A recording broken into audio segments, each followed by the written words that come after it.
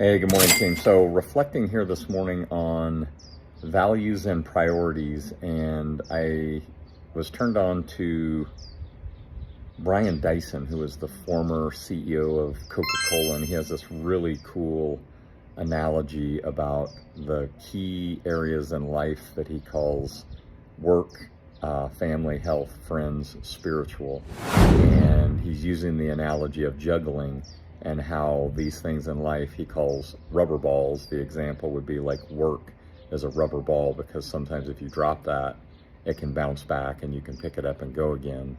And then he refers to those other four, the family, health, friends, and spiritual, as crystal balls, because if you drop those, example being in your health, then it falls to the ground and breaks. And that really, this whole analogy just hit home for me, thinking about the priorities in life and guiding life with values, and how there are things in life that are rubber and there are things in life that are crystal, and how you carry yourself and carry those things in your life are super important. So shout out to Brian Dyson, super cool analogy. Hope you guys are having a great day.